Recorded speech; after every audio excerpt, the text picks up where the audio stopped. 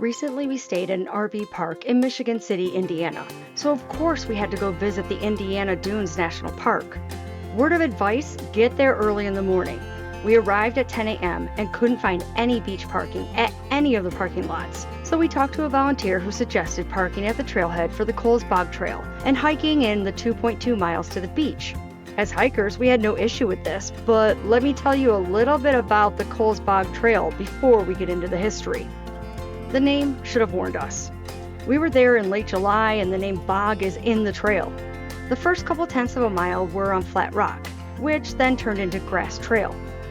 At a half mile in, it turned into sand, which as you know adds to the difficulty of hiking. No problem, we can handle that. But what we were not prepared for was the number of gnats flying around us. If you want to do this trail in the summer, be forewarned. 3 of the 4 miles will be absolutely bug infested. Bring netting if you're going to do it. Since we hadn't planned ahead and didn't know about the bugs, we wound up taking our shirts up over our heads and covering our ears with them. Then we took off our hats and used them as fans. The hike took us just over 45 minutes each way. There are some steep uphills over the last half mile to the beach. Don't say I didn't warn you. But let's get into the history, the theme of my channel. I'm going to drill in mostly on who the name of the trail we were on was named after and is tied to the history of the Indiana Dunes National Park. It's a story of one of America's longest conservation battles. In 1899, University of Chicago botanist Henry Chandler published groundbreaking research showing how plant communities changed over time as dunes developed.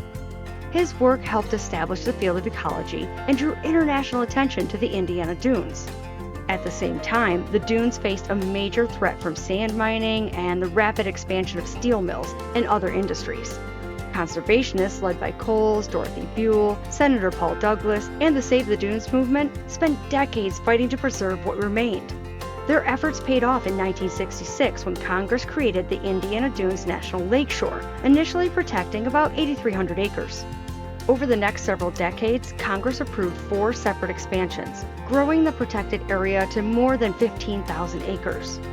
On February 15, 2019, Congress officially redesignated the site as Indiana Dunes National Park, making it Indiana's first and only national park, and the 61st national park in the United States. Today, the park protects 15 miles of Lake Michigan shoreline, along with rare dunes, wetlands, prairies, forests, and more than 1,100 species of flowering plants, making it one of the most biologically diverse areas in the national park system. While you are there, make sure to go to the opposite end of the park to see Mount Baldy. It's the tallest dune in Indiana Dunes National Park, rising about 126 feet above the shoreline. And if you like dunes, make sure you check out the video I did on the Great Sand Dunes National Park in Colorado. Anyways, this was once a popular destination where visitors could climb to the top for panoramic views of Lake Michigan. The dune has been closed to hiking since 2013 after a young boy was swallowed by a hidden sinkhole created by decaying buried trees beneath the sand. Don't worry, he actually survived the ordeal. But we did see a couple hiking Baldy while we were there. Don't do that. It's not only disrespectful, but can hurt the dune. FYI, we went on a weekday night and we were able to find parking. Anyway, thanks for watching this short but sweet video. Now hit that like button for me.